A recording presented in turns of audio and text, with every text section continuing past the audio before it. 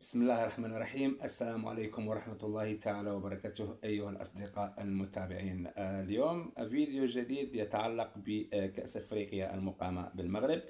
شاهدنا البارح جوج مباريات في دور خروج المغلوب، مباراة السودان والسنغال، وكذلك مباراة تونس ومالي. نعم، في مباراة السودان والسنغال الذي لعبت بمركب الكبير هناك بطنجة.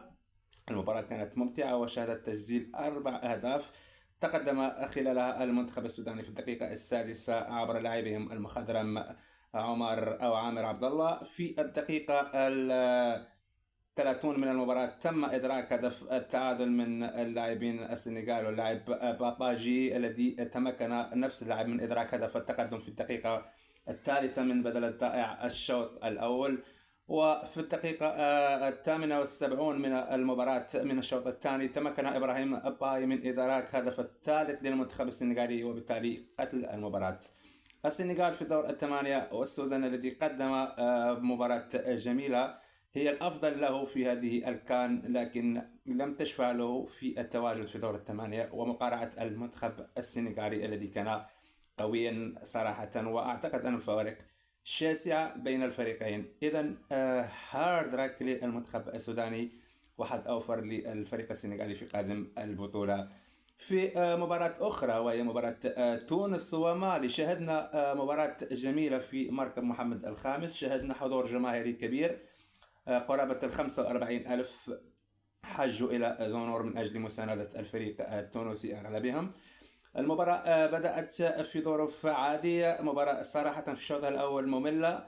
في الدقيقة 25 تم طرد لاعب من فريق مالي، وبالتالي كانت فرصة وهدية بالنسبة للمنتخب التونسي من أجل إدراك أولى أهدافه في المباراة. ولكن أرى أن المنتخب التونسي فريق لا يمتلك الشجاعة ولا يمتلك النجعة الهجومية الذي كانت لديه في السنوات الماضية، وبالتالي لم يتمكن الفريق التونسي من إدراك أي فرصة طيلة الشوط الثاني. حتى بقيت دقيقة واحدة على نهاية المباراة تمكن السراج من تسجيل هدف التقدم للمنتخب التونسي، وفي الوقت الذي قال عصام الشاولي هيا بنا إلى طنجة واعتقد أن الأمور حسمت. أتت 4 دقائق كوقت بدل ضائع حملت فيها خبر سار للمنتخب المالي عندما تحصل على ركلة جزاء وتمكن من تسجيل الهدف التعادل في الوقت الأخير من المباراة.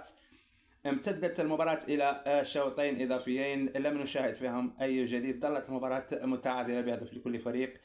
ضربات الحظ أو ضربات الجزاء